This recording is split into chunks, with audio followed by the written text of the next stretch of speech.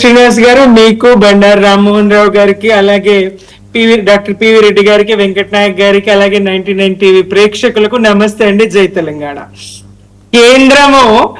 కేంద్ర బీజేపీ వైఖరి, మోదీ సర్కార్ వైఖరి తెలంగాణ రాష్ట్రం పట్ల ఆది నుంచి, రాష్ట్ర ఏర్పాటు నాటి నుంచి కూడా ఇప్పటి వరకు ఎప్పుడు సానుకూలంగా లేదు, ఒక మాట సానుకూలంగా మాట్లాడింది లేదు, విభజన హామీలను నెరవేర్చింది లేదు. అయినప్పటికీ మా వంతుగా మేము ప్రయత్నం చేసినాం, మేము సానుకూలంగా ఉండి చూసినాం, మోదీ సర్కార్ కు సహకరించి చూసినాం. అయినప్పటికీ రాష్ట్రానికి రావాల్సింది ఇవ్వకుండా ఇంకా రాష్ట్ర విభజనను వ్యతిరేకిస్తూ పదే పదే మోదీ గారితో సహా, అమిత్ షా గారితో సహా మాట్లాడుతున్న సందర్భంలో విభేదించక తప్పలేదు. పోరు వైఖరినే ఎంచుకున్నాం. ఇక పోరాడితే తప్ప ప్రయోజనం లేదనేటువంటి స్థాయికి బీఆర్ఎస్ గా మేము వచ్చినాం. ఇప్పుడైనా రేవంత్ రెడ్డి గారు 70 సార్లు కాదు సార్, 74 75 సార్ అనుకుంటా ఇది ఆయన వెళ్ళడం. ఇన్నిసార్లు వెళ్ళినా కనీసం విమాన ఛార్జీల వరకైనా, ఆయన కోసం ప్రత్యేక విమానాలు ఏవైతే ఉంటాయో ఆ ఛార్జీల వరకైనా అదనపు నిధులు ఏమన్నా తీసుకురాగలిగినరా అనేదే ప్రశ్న. రాష్ట్రానికి రావాల్సింది ఎట్లాగో వస్తుంది. ఇందాక రామ్మోహన్ రావు గారు చెప్పిండ్రు, అభివృద్ధి పౌర హక్కు. ఎస్, మేము కేంద్రానికి రాష్ట్రం వాటా లేదా, ఇవ్వడం లేదా? రాష్ట్రాల నుంచి చెల్లించినటువంటి వాటినే కదా తిరిగి రాష్ట్రాలకు ఇస్తారు. కొంత శాతం, అది కూడా కొంత శాతం.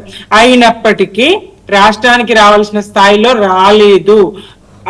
ఆ కారణంగానే మేము పోరు పంతాన్ని ఎంచుకున్నాం. ఇక ఇప్పుడు ఇద్దరు వెళ్ళినటువంటి సందర్భంలో రాజకీయాలు మాట్లాడతారా? ఎస్, తప్పకుండా మేము మాట్లాడతాం, బీఆర్ఎస్ గా మాట్లాడతాం. ప్రజల ధన మాన ప్రాణాలకు రక్షణగా ఉండాల్సినటువంటి ప్రభుత్వాలు పేదల మధ్యతరగతి ప్రజల ఇళ్లను మాత్రమే టార్గెట్ చేస్తూ కూల్చడం ఎంతవరకు సమంజసం? ఇంకొకటి, ఈ ప్లాట్లు చేసి చెరువులు కబ్జా చేసింది ఎవరు, ప్లాట్లు చేసి విక్రయించింది ఎవరు, లబ్ధి పొందింది ఎవరు, లక్షలు కోట్లు మూట కట్టుకున్నది ఎవరు? ఎవరి మీద మీరు చర్యలు తీసుకున్నారు?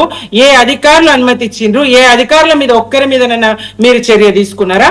పైగా కోర్టుకు వెళ్ళలేనంత ఏంటో అర్థం కాదు.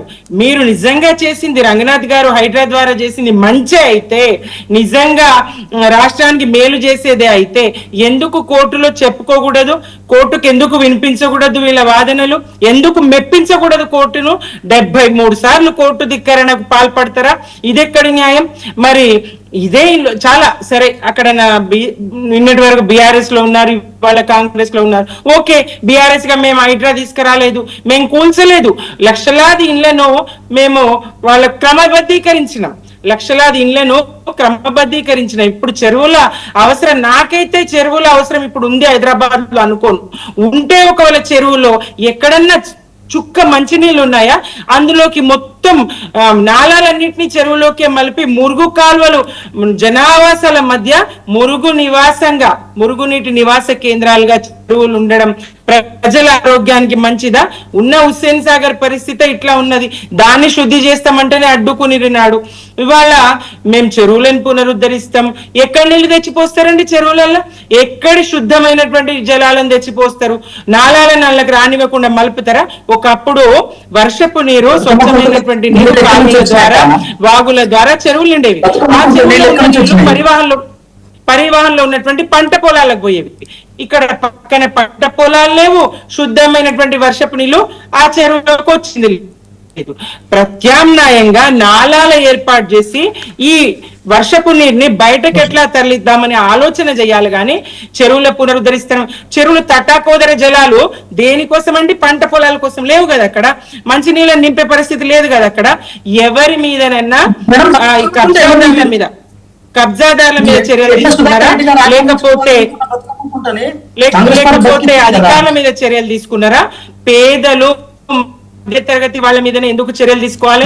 పొంగులేటి శ్రీనివాస్ రెడ్డి గారి కానీ ఒక్క క్షణం అయిపోతుంది. పొంగులేటి శ్రీనివాస్ రెడ్డి ఇంటి మీద గాని, పట్నం మహేందర్ రెడ్డి గారి ఇంటి మీద గాని, యనుమల తిరుపతి రెడ్డి గారి ఇంటి మీద గాని ఎందుకు హైడ్రా దాడి చేయదు? అదే ఫాతిమా కాలేజ్ పొద్దున కూడా చెప్పినండి, మేము చెప్పట్లేదని మీరు అనొద్దు. ఫాతిమా కాలేజ్ ఎందుకు వదిలేస్తుంది? మరి పేదల ఇండ్లు కనీసం పుస్తకాలు తీసుకొనియరు, చదువు మీద పుస్తకాలు తీసుకొనియరు, వండిన కుండలు గిన్నెలు తిండి గిన్నెలు కూడా బయటకు తీసుకొనియకుండా దుర్మార్గంగా కూల్చేయడం, వాళ్ళకు ప్రత్యామ్నాయం చూపించకుండా అప్పటికప్పుడు చెప్పకుండా ఇన్ఫర్మేషన్ ఇవ్వకుండా కూల్చడం ఎంతవరకు సమంజసం? బాధ్యులు ఎవరు? వాళ్ళ మీద ఏం చర్యలు తీసుకున్నారు? ఇది కదా నిజంగా హైడ్రా పేరుతో మీరు చేసింది మంచి అయితే కోర్టుకు చెప్పాలి కదా, కోర్టును ఒప్పించాలి కదా. ఎందుకు కోర్టు దగ్గర ముఖం చాటేసారు? ఇది కాదా? ఇంకోటి రేవంత్ రెడ్డి గారు ఏం మాట్లాడతారు అక్కడ? మార్చమని చెప్తారు. నిజంగా ఇంత ఈ కొత్తగా ఆయన హైడ్రా నాకు ఆదర్శం అన్ననాడే రాష్ట్ర పరువు సగం గంగలో కలిసింది. ఎవరు ఆదర్శం అని చెప్తారు? పదం తన ఫేవరెట్ అని చెప్తారు. ఇట్లాంటి మాటలు రేవంత్ రెడ్డి గారు మాట్లాడేటువంటి మాటలు నిజంగా రాష్ట్ర ప్రజలకు రాష్ట్ర ప్రయోజనకారి కాదండి. బీఆర్ఎస్ గా ప్రజల పక్షాన ఉంటాం. రాష్ట్ర అభివృద్ధి కోసం వీళ్ళు ఏదైతే ఇప్పుడు ఈ రైల్వే దానికోసం రాష్ట్ర వాటా 416 కోట్లు కట్టాలి రైల్వే లైన్ల కోసం, అవి కట్టలేరు. మరి మీరు ముళ్ళుగరతోనైనా ఓడిచి ఆ ప్రయత్నం చేయండి. మేము బోయిన నుంచి పనులు ఆగిపోయినా, మేము ఉన్నంత కాలం 75 కిలోమీటర్లు లైన్ల పనులు పూర్తయినాయి, ఇంకొక 76 కిలోమీటర్లు ఆడైనాయి, ఇప్పుడు ఒక 75 కిలోమీటర్లు చేయాల్సి ఉన్నాయి. మరి 2.5 సంవత్సరాల్లో 2 మీటర్ల పని కూడా జరగలేదు.